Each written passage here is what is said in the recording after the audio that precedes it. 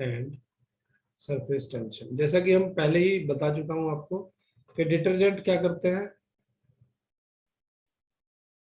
पानी से जो ग्रीसी पार्ट है आपका पानी से नहीं छूट पाता है, उसके लिए क्या करना पड़ता है आपको, डिटर्जेंट उसको मिलाना पड़ता है। तो डिटर्जेंट मिलाने का फायदा क्या है, एक्चुअली डिटर्जेंट के जो मॉलिक्यूल्स होते हैं आपके वो पिन टाइप के होते हैं, है ना।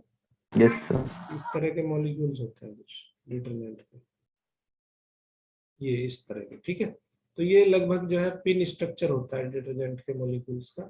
तो जैसे ही हम उसमें डिटर्जेंट्स मिलाते हैं, तो देखो इसमें देखो बुक में आपकी 269 पेज पे देखो फिगर बनी हुई है, बहुत अच्छे से यस सर। समझाया गया है।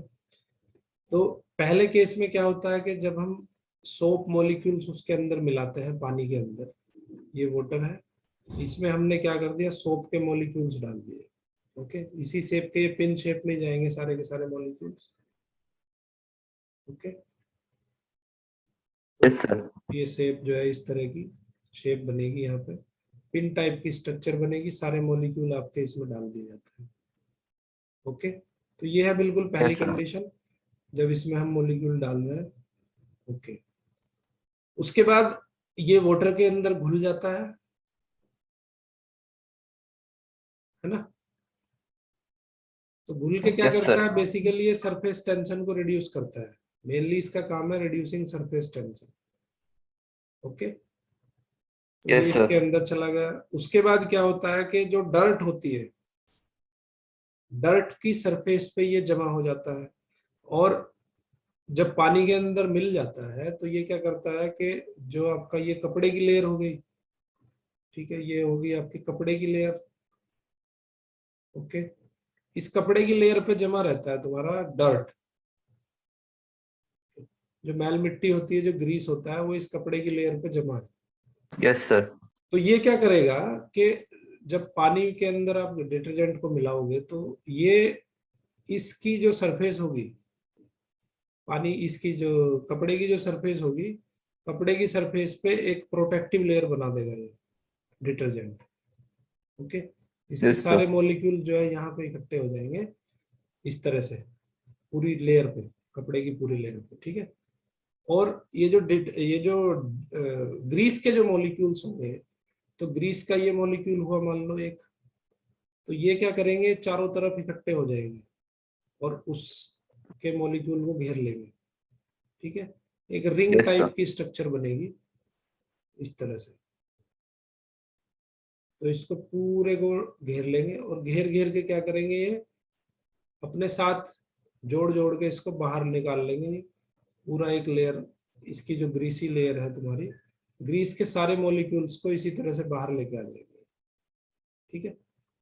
पेनेट्रेशन पावर भी बढ़ती है इसकी, वाटर की पेनिट्रेशन यस सर। पावर कैसे बढ़ेगी, क्योंकि सरफेस टेंशन रिड्यूस हो जाएगा। तो इस तरह से क्या होगा, इसी तरह के पूरे ये जो मॉलिक्यूल्स होंगे, जो ग्रीस के मॉलिक्यूल्स होंगे, ग्रीस के molecules will be surrounded by the molecules of detergent, ठीक है। पिन टाइप की स्ट्रक्चर रहेगी, उसको ऐसे मॉलिक्यूल्स इस तरह बनेंगे और बना के क्या करेंगे, इसको बाहर अपने साथ खींच के बाहर ले जाएंगे।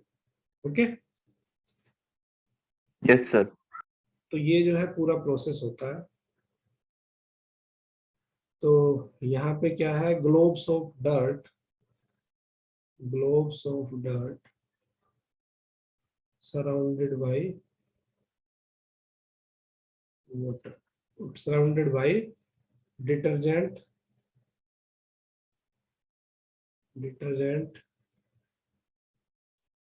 pin structure molecules, ठीक है। Yes sir. तो ये इस तरह से जो है डिटर्जेंट हमारा काम करता है। क्लियर? Yes sir. ओके, अभी देख लेते हैं हम, इसी पे बेस्ड है एग्जांपल नंबर 10.2। आता है एग्जाम में ये कि सोप क्यों मिलाते हैं हम पानी के अंदर जब हमें कपड़े धोने होते हैं। तो 10.2 क्या कहता है, the lower end of capillary tube of diameter 2 mm, capillary tube का डायमीटर कितना है, 2 mm है। तो यहाँ पे डायमीटर दिया है आपका 2 mm, तो यहाँ पे हम रेडियस निकाल लेंगे, ए कितनी हो जाएगी, 1 mm, 1 है ना। ये कितनी हो जाएगी, इसको अगर मीटर में सेंटीमीटर में कन्वर्ट करेंगे तो 0.1. 0.1 सेंटीमीटर। ठीक है। Yes, sir. ओके, और क्या कह रहा है वो, dipped 8 centimetre below the surface of water in beaker. 8 centimetre उसको हम बिलो द वाटर डिप कर रहे हैं, तो यहाँ पे h की जो वैल्यू हो जाएगी वो कितनी हो जाएगी, 8 सेंटीमीटर। 8 सेंटीमीटर, या इसको कहेंगे 0.08 मीटर। इसको मीटर में कन्वर्ट कर लो, 0.01 मीटर आ जाएगा। ठीक है। Yes, sir. Okay, what is the pressure required in the tube in order to blow a hemispherical bubble at its end in water? उस पे अब हमें क्या बनाना है, बबल बनाना है। ये कैपिलरी ट्यूब है, इसके एक सरफेस पे बनाना है हमें बबल। ठीक है, तो बबल कब बनेगा, जब इसका जो इनसाइड का प्रेशर है वो ज्यादा होगा, पी माइनस पीओ। एक आउटसाइड प्रेशर है पीओ, एक इनसाइड प्रेशर है पी। तो जब दोनों में डिफरेंस क्रिएट होगा तो हमने क्या पढ़ा है कि P minus PO is equal to 2s upon R, है ना। Yes, sir. 2s upon are.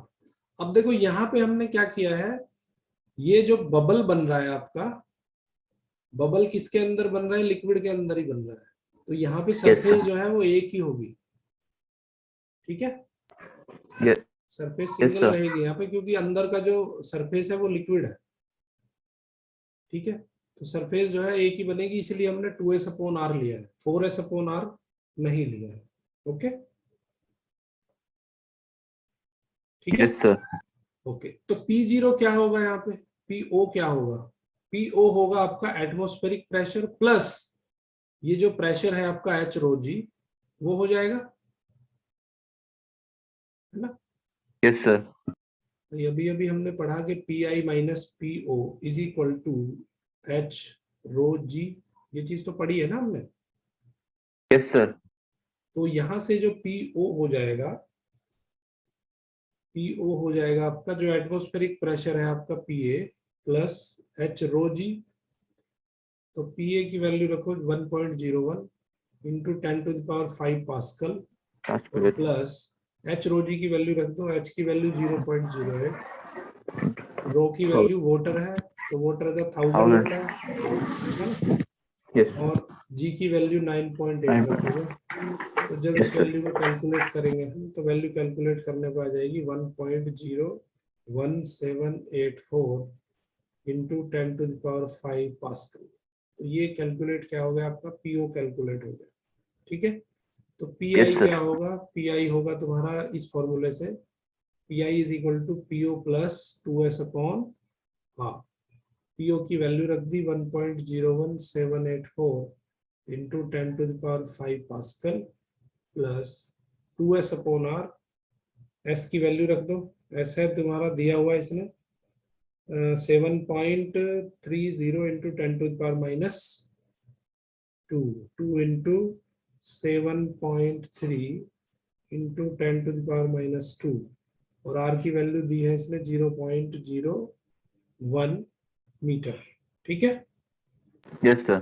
तो इसको जब हम कैलकुलेट करते हैं तो आंसर आएगा 1.101784 प्लस 0.00146 इंटू 10⁵ पास्कल।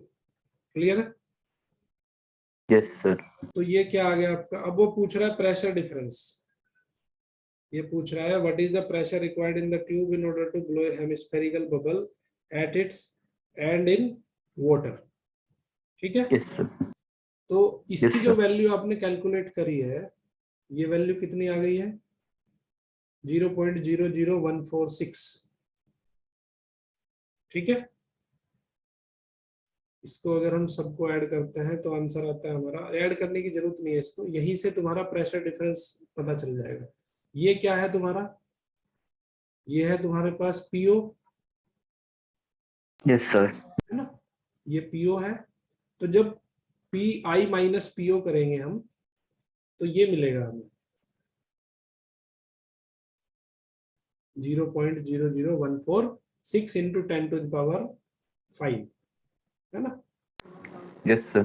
तो पी माइनस पीओ कितना आ गया हमारा 0.00146 इंटू 10⁵ पास्कल, या इसको कह सकते हैं हम 146 पास्कल। तो this is the required pressure, इतना प्रेशर हमें चाहिएगा बबल बनाने के लिए। Yes sir. तो इस तरह से हम जो है इन क्वेश्चंस को सॉल्व कर सकते हैं। That is the excessive pressure required. कुछ तो है उसके पास, लेकिन आपको एक्सेसिव प्रेशर देना पड़ेगा, ठीक है। So that is the Yes, sir. Excessive pressure required to make a bubble of radius 1 millimetre. Okay, तो इस तरह से हम ये क्वेश्चंस को कर सकते हैं। अब देखते हैं कुछ और इस पे बेस्ड एग्जांपल्स। तो अभी क्वेश्चंस देखते हैं कुछ हम। The excess pressure inside a soap bubble of radius 6 mm is balanced by 2 mm column of oil of specific gravity 0.8। Find the surface tension of soap solution. तो यहाँ पे आपका फॉर्मूला लगेगा 4S/R is equal to H rho G, ठीक है। क्योंकि ये जो है बबल है, सेपरेट बबल है, तो यहाँ पे दो सरफेसेस होंगी, तो दो सरफेसेस होंगी, तो 4S/R हम यूज करेंगे, that is equal to H rho G। यहाँ से S की वैल्यू कैलकुलेट करेंगे। सब चीजें आपको जो दी है वो हमने यहाँ पे रख लिया वैल्यू। स्पेसिफिक ग्रेविटी दी है 0.8, तो specific gravity is the density of liquid with respect to water. तो यहाँ पे जो डेंसिटी हो जाएगी उसकी वो हो जाएगी 0.8 इंटू 10⁻3, जो वाटर की डेंसिटी है उससे मल्टीप्लाई करेंगे, ठीक है। तो आंसर आ जाएगा आपका 2.35 इंटू 10⁻2 न्यूटन पर मीटर। क्वेश्चन नंबर 2 देख लो। सोप बबल है दो उनका रेडियस का रेशियो दिया है 2:3, तो R1/R2 दे दिया इसने 2/3। लेटेस्ट से दो बबल हैं, उसका पहले का रेडियस R1 दूसरे का R2, तो ये आ जाएगा 2/3। तो ये पूछ रहा है कि compare the excess pressure inside their bubbles के अंदर एक्सेस प्रेशर हमें फाइंड करना है। तो P1/P2 हो जाएगा 4S/R1, और P2 से उसको डिवाइड कर देंगे, तो P2 आएगा है आपका 4S/R2, तो हमने क्या करा R2 इंटू 4S कर दिया। तो यहाँ पे आ जाएगा R2/R1, तो उनका रेशो का जो P1 और P2 का जो रेशो आ गया वो क्या आ गया 3:2 रेशो आ गया। और अभी हमें फाइंड करना है work done. Also compare the work done in blowing the bubble.